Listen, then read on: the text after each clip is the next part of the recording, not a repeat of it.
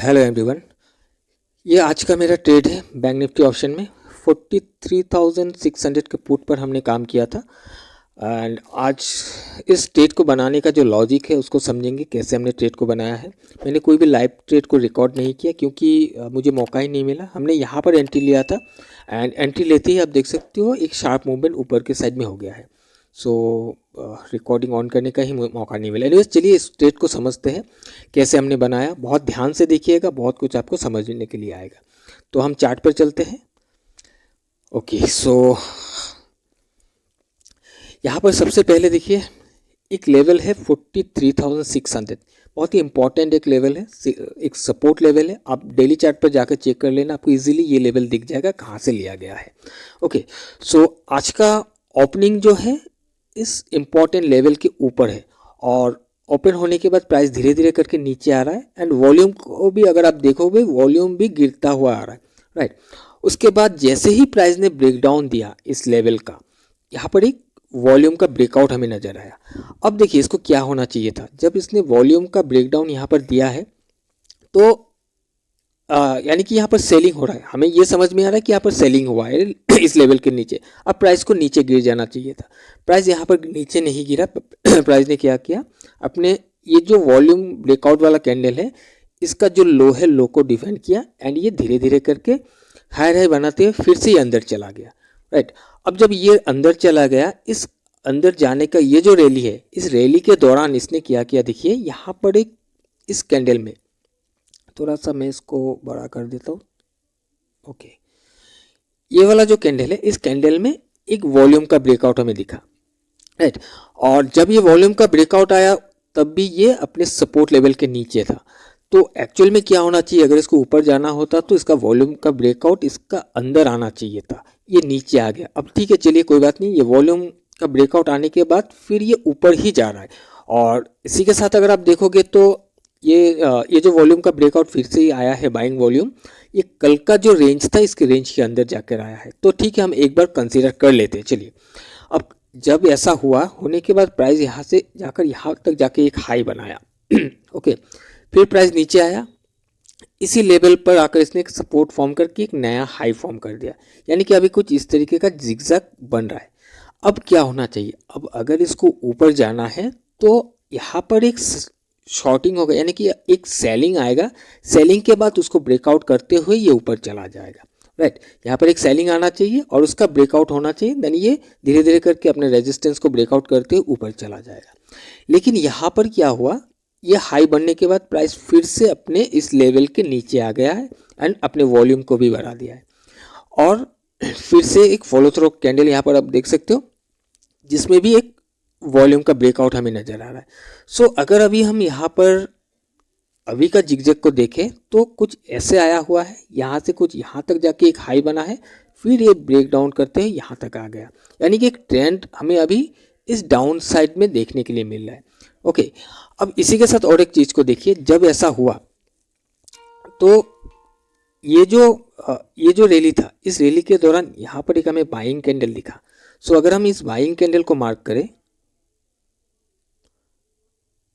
Okay, मैं इसको थोड़ा सा मोटा कर देता हूँ। ओके, सो यहाँ पर आपको दिखेगा कि ये कैंडल जब बना, इसने इस बाइंग को फेल कर दिया यहाँ पर, राइट। इसने बाइंग को भी फेल किया, साथ ही इसने अपने पिछला जो भी लो था उसको तोड़ते हुए एक नया फ्रेश लो यहाँ पर बना दिया था और एक जिगजैग का स्विंग कुछ इस तरीके से बना दिया था। तो हमें ये कंफर्म कर रहा है कि अभी प्राइस का जो डायरेक्शन है ये नीचे के साइड में आ गया, राइट।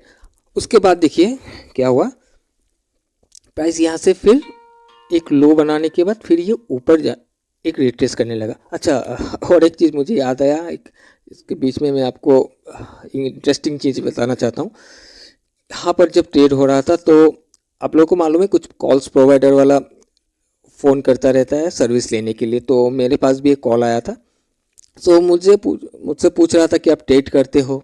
वैसे इस तरीके का कॉल आता ही रहता है, तो मैं उतना कुछ रिस्पॉन्स करता नहीं हूँ, राइट। कुछ रिस्पॉन्स किसी को तो बोल देता हूँ मुझे ट्रेड करना नहीं है, नहीं करता हूँ, किसी को मैं डायरेक्टली मना कर देता हूँ, बिजी हूँ। सो आज क्या हुआ देखिए, यहाँ पर जब मार्केट चल रहा था तो कुछ कंफर्मेशन नहीं था, मैं ऐसे मार्केट को देख रहा था। तो जब फ़ोन आया मैंने कॉल उठाया तो मुझे पूछने लगा आप ट्रेड करते हो क्या? मैंने बोला हाँ करता हूँ। सो कौन से सेगमेंट में करते हो? मैंने कहा इक्विटी कैश में भी करता हूँ, ऑप्शन में भी, इंडेक्स ऑप्शन में भी करता हूँ।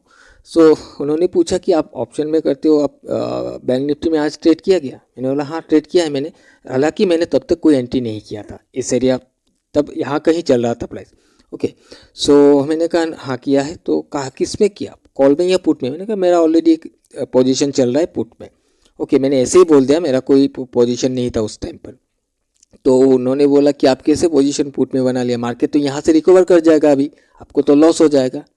तो मैंने कहा क्या फ़र्क पड़ता है, लॉस हो जाएगा, अगर रिकवर हो जाना है तो हो जाने दीजिए, जो भी मिलेगा लेके निकल जाएंगे या स्टॉप लॉस दे देंगे, क्या कौन सा बड़ा बात है। सो उन्होंने कहा अगर आप मेरा सर्विस लेना चाहते हो तो आप सर्विस ले सकते हो, हम आपको प्रॉफिट करवा के देंगे। इसी जगह पर आपको एक लेवल बताएंगे जहाँ से आपको एक अच्छा मुनाफा मिलेगा, प्रॉफिट कर सकते हो। आपको 12,500 का मंथली रजिस्ट्रेशन फ़ी आपको देना पड़ेगा, आपको अच्छा प्रॉफिट करवा के देंगे हम लोग। तो मैंने तो मना कर दिया नो डाउट कि नहीं मुझे सर्विस नहीं चाहिए। बट एक चीज़ देखिए, इन्होंने बताया कि इस एरिया से मार्केट रिकवर होगा, बट मार्केट का क्या हुआ, मार्केट रिकवर नहीं कर पाया, मार्केट तो नीचे ही गिर गया। क्योंकि देखिए इस एरिया पर जब था मुझे भी नहीं मालूम था कि ये नीचे इतना गिर जाएगा, राइट। जहाँ पर इसने बताया कि यहाँ से मार्केट रिकवर कर जाएगा, वहाँ से फर्दर 300 पॉइंट और भी प्राइस नीचे गिरा।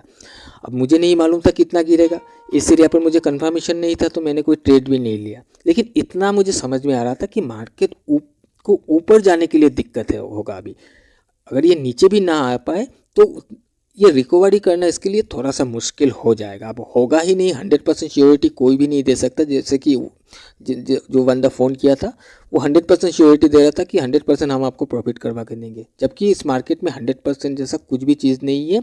आप या मैं यहाँ पर भगवान नहीं है कि हम यहाँ से देखेंगे ऊपर जाएगा तो ऊपर ही जाएगा, राइट। सो प्रोबेबिलिटी का गेम है, यहाँ पर हमें सोच समझ कर देख कर सब कुछ करना पड़ता है। सो मैं जस्ट यही बताना चाहता हूँ कि ये सब जो कॉल प्रोवाइडर वाला है, इन लोगों के चक्कर में मत जाइएगा। ये लोग क्या करता है, देखिए मैं आपको एक चीज़ बता देता हूँ। ये लोग इस करता है कि ये मान लीजिए ये कॉल प्रोवाइडर है, ये अपने सर्विस को सेल करते हैं। मान लीजिए 10 मेंबर इन लोगों को मिल गया, ये क्या करेंगे 2 हिस्सों में बांट देंगे, 5-5 मेंबर करके, राइट। तो आपको क्या, इस 5 मेंबर्स को क्या करेंगे, कॉल का यानी कि सी का कॉल दे देंगे और इस 5 मेंबर्स को पी का कॉल दे देंगे, राइट। आपको ये 5 मेंबर को बोल देंगे आप बाई कर लो, कॉल बाई कर लो, इस 5 मेंबर को बोलेंगे आप पुट बाई कर लो। सो अगर मार्केट जैसे कि आज नीचे आया, इन लोगों को प्रॉफिट हो गया है, इन लोगों को तो लॉस हो गया। अब अगर इन लोगों को एक दिन लॉस हुआ, 2 दिन लॉस हुआ, ये लोग निकल जाएंगे, तो फिर नया मेंबर्स ये लोग ढूंढने के लिए निकल जाएंगे, ऐसा ही होता है, राइट। अच्छा एनीवेज छोड़िए, अभी हम आगे बढ़ते इसमें। ओके, सो हम कहाँ थे, यहाँ पर थे। प्राइस यहाँ तक आके लो बनाया, लो बनाने के बाद देखिए प्राइस फिर से रिट्रेस करता हुआ गया और आपको दिख रहा है एग्जैक्टली इसी लेवल पर जाके इसने रेजिस्टेंस लिया, राइट। मैंने आपको पहले भी बताया था कि अगर प्राइस का, मार्केट का ट्रेंड कुछ ऐसा है, कुछ ऐसा ट्रेंड है, जब ये रिट्रेस करके जाएगा, सो ये जो रिट्रेसमेंट लेग है, ये अभी रिट्रेसमेंट लेग है क्योंकि इसका मेन लेग तो अभी ये दिख रहा है इंट्राडे का, राइट। सो अगर इंट्राडे का मेन लेग ये है तो रिट्रेसमेंट लेग ये होगा। सो रिट्रेसमेंट लेग में ही किसी ना किसी एक इम्पॉर्टेंट लेवल पर जाकर ये रेजिस्टेंस लेगा, और देखिए वही हुआ, यहाँ पर जाकर इसने रेजिस्टेंस लिया और रेजिस्टेंस लेने के बाद फिर प्राइस धीरे धीरे करके इसी एरिया पर ट्रेड करता रहा।